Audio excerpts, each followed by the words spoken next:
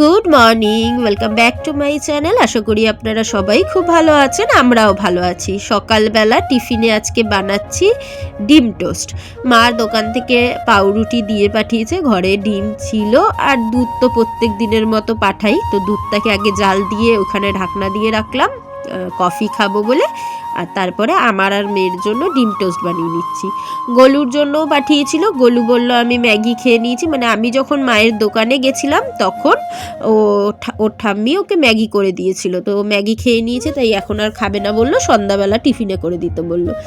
এবারে আমি আর মেয়ে ওই জন্য ডিম টোস্ট খাবো বলে আমাদের দুজনেরটাই বানিয়ে নিচ্ছি।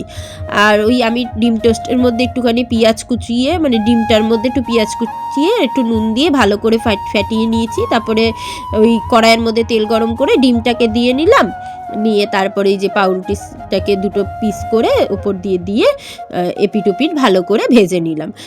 তো আগেই মেটটা করে নিয়েছিলাম, এবারে আমারটাও বানিয়ে নিলাম।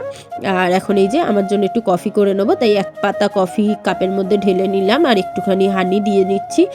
এখনও আমি চিনিটা খাচ্ছি না, আর আস্তে আস্তে ভাবছি না এবারে মধুটাও খাওয়া ছেড়েই দেবো, কারণ 1 মাস তো হয়েই গেল আমার অপারেশনের। এখন আর সেলাইয়ের, যদিও সেলাই ভিতরে কাঁচা থাকেই, কিন্তু তাও আর দরকার হবে না।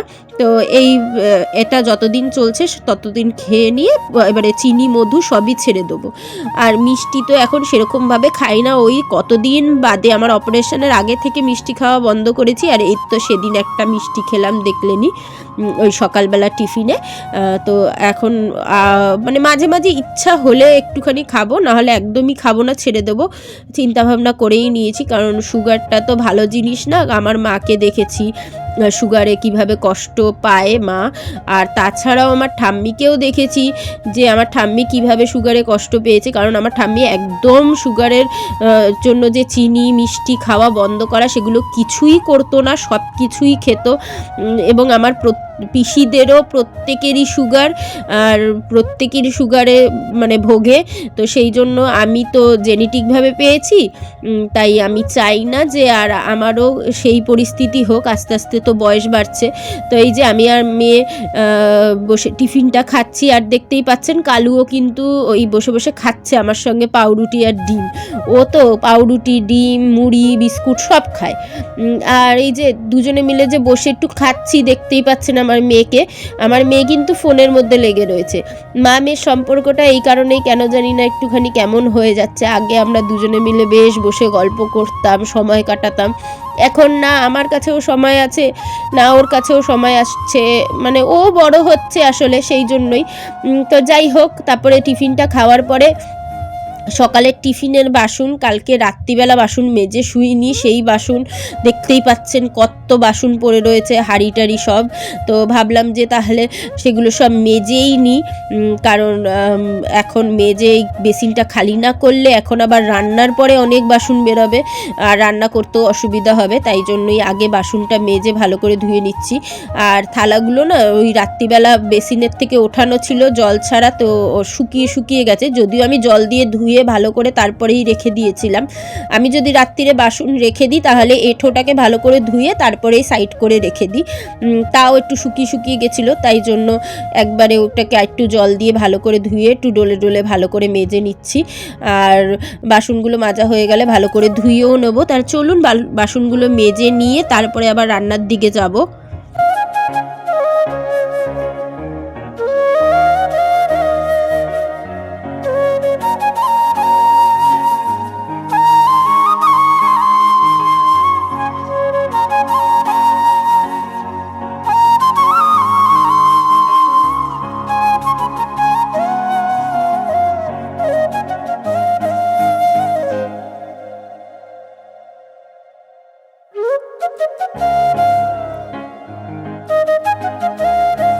তো যেহেতু আজকে রবিবার, তাই বাপন বাজার থেকে মাংসই এনেছিল, আর আমার ছেলে একটু মাংস হলে পরে ভাতটা বেশ গুছিয়ে খায়, মানে নিজে একা একা ভালো মতো খায়, না হলে তো ওকে জোর করে খাইয়ে দিতে হয়।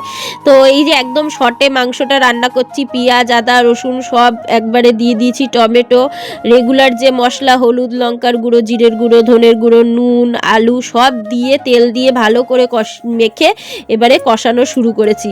আর এত পাইকারি রান্না করেছি, আমার তো ভয়ই লাগছিল যে খেতে বসে না ঝামেলা লেগে যায়, কারণ আমার বর একটু খেতে ভালোবাসে। খাওয়ার বা রান্না একটু 19-20 হলেই ওর মাথাটা যায় গরম হয়ে। ওর ভালোবাসা পেটে যদি আপনি ভালো মতো ওকে রান্না করে ভালোভাবে দেন, তাহলে কিন্তু ও মানে এতই ভালোবাসবে আপনাকে বলবার মতো না। আর এই যে আমাদের দুপুরের লাঞ্চে ছিল টমেটো পেঁয়াজ শসার স্যালাড, মাংস আর গরম গরম ভাত, এইটুকুই। তো সন্ধ্যা থেকে আপনাদের সঙ্গে কোনো রকম ভিডিও শেয়ার করিনি। দোকানে গেছিলাম, চা খেয়েছিলাম, বাপনের সঙ্গে একটু বাজারেও গেছিলাম, কিন্তু কিচ্ছু শেয়ার করা হয়নি। তা হঠাৎই ভাবলাম যেহেতু বড়দিন আসছে, ক্রিসমাস বলে কথা, ফ্রুট কেক তো সবারই খেতে ইচ্ছা করবে, কেউ কিনে খাবেন কেউ বানিয়ে খাবেন। তো ভাবলাম আপনাদের সঙ্গে একটা ফ্রুট কেকের রেসিপি শেয়ারই করি। যেহেতু আমি একসময় কেকের বিজনেস করতাম, কেক শিখাতাম, তাই এটা আমার মানে জানা। তো ভাবলাম যদি আপনাদেরও সুবিধা হয়, একদম সহজে বানাবো, যাতে বাড়িতে আপনাদের যেই জিনিস আছে সেই দিয়েই করে নিতে পারেন।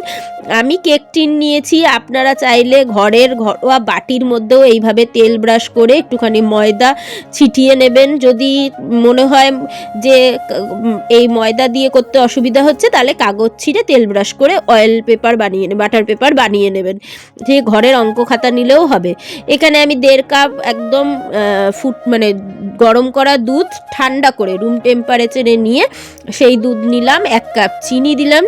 চিনিটা আপনারা গুঁড়ো করেও দিতে পারেন বা এরকমভাবেও দিতে পারেন, গুঁড়ো করে দিলে গুলতে তাড়াতাড়ি হবে।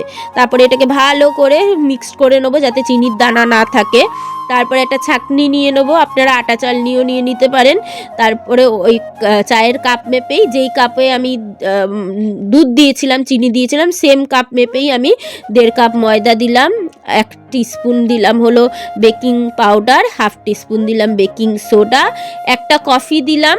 এটা অপশনাল, আপনারা দিতেও পারেন নাও দিতে পারেন। কফিটা দিলে আমার এই ফ্রুট কেকের গন্ধটা বেশ ভালো লাগে, তাই জন্য আমি ইউজ করি। ভালো করে ছেলে নিলাম, যেটা দানা দানা রয়েছে সেটা ফেলে দেবো, সেটা ইউজ করব না। এবারে ভালো করে গুলে নেব ময়দাটা, একই ডিরেকশনে গুলবো, এদিক ওদিক সেরকম ঘুরিয়ে গুলবো না, আস্তে আস্তে ভালো করে একই ডিরেকশনে ঘুরিয়ে ঘুরিয়ে আমি এটাকে মিক্স করে নেব। খুব ভালোভাবে মিক্স করতে হবে যেন ময়দার দানা দানা মানে ডেলা ডেলা না থাকে, লাম্পস যেন একদমই না থাকে। ভালোভাবে এই যে মিক্স করে নিয়েছি, দেখতেই পাচ্ছেন একদম লাম্পস নেই, মানে ডেলা ডেলা নেই। এবারে এর মধ্যে আমি 1/2 টিস্পুনের মতো ভ্যানিলা এসেন্স দেবো। এবারে দেবো কাজু বাদাম কিশমিশ টুটি ফ্রুটি যদি আপনাদের কাছে না থাকে, শুধু কাজু বাদাম কিশমিশ দিয়েও আপনারা করতে পারেন। এটা দিয়েও আমি ভালো করে একটু মিক্স করে নেব।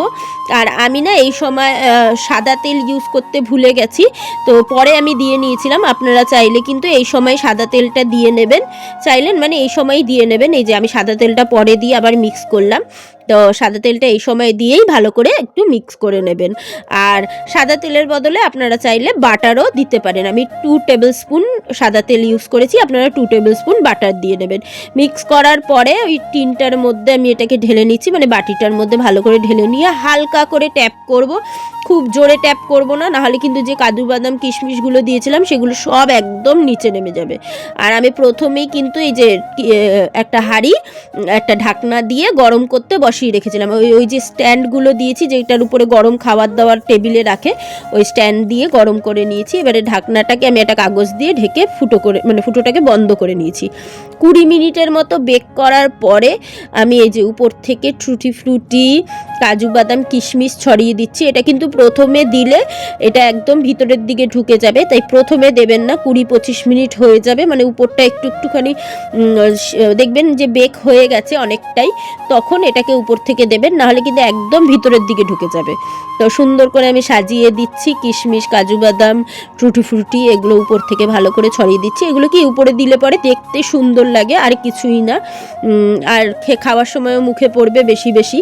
তো উপর থেকে আমি সুন্দর করে সাজিয়ে দিলাম, আপনারা আপনাদের মতন করে সাজিয়ে দেবেন। এখানে আপনারা ওই যে করমচা যে চেরিগুলো সেগুলোও দিতে পারেন, আরও যা যা ড্রাই ফ্রুট আছে সব কিছুই দিতে পারেন। তো এই যে আমি পুরো ভালো করে সাজিয়ে নিয়ে এবারে ঢাকনা দিয়ে দিচ্ছি। টোটাল আমার কেকটা করতে ওই 45 মিনিট মতো সময় লাগছিল। আর অনেক দিন, মানে অনেক দিন বলতে বছর 2 বাদে আমি আবার কেক বানাচ্ছি, তাই মানে একটুখানি নিজেও টেনশনে ছিলাম যে কেকটা ঠিকঠাক হবে কি না। কিন্তু ফাইনালি কেকটা একদম ভালো মতো হয়েছে আর সুন্দর হয়েছে, সেটা আপনাদের দেখাচ্ছি। আমিও মানে অধীর আগ্রহে এটার দিকে তাকিয়েছিলাম। আর এই যে আমার কেকটা কিন্তু ওই 45 মিনিট পরে একদম রেডি হয়ে গেছে। একটা কাঠি গুজে আমি দেখে নিলাম যে একটুও কেকের ব্যাটার লেগে নেই, পুরো পরিষ্কার কাঠিটা এসছে। আর এটা একদম নতুন ওই শলার ঝাঁটার কাঠি, মানে ঝাঁটাটা নতুন না, মানে ওই আমি একদম নারকেল গাছ থেকে পেরেই নিয়ে এসেছি। তো আমার কেকটা কি সুন্দর হয়েছে দেখতে, দেখুন। আমার তো এখনই মনে হচ্ছে গরম গরম কেক বার করেই খেয়ে নিই, কিন্তু না, এটাকে ভালো করে একটু ঠান্ডা করব, তারপরেই খাবো। ফাইনাল লুক কালকে দেখাবো। আজকে আসি, ভিডিওটা এটুকুই। দেখা হচ্ছে নতুন ব্লগের সঙ্গে। ততক্ষণ সবাই খুব ভালো থাকবেন, সুস্থ থাকবেন, আর সবসময় হাসি খুশি থাকবেন। আমার ভিডিও ভালো লাগলে অবশ্যই চ্যানেলটিকে সাবস্ক্রাইব করে আমার পাশে থাকবেন। টাটা, আজ আসি।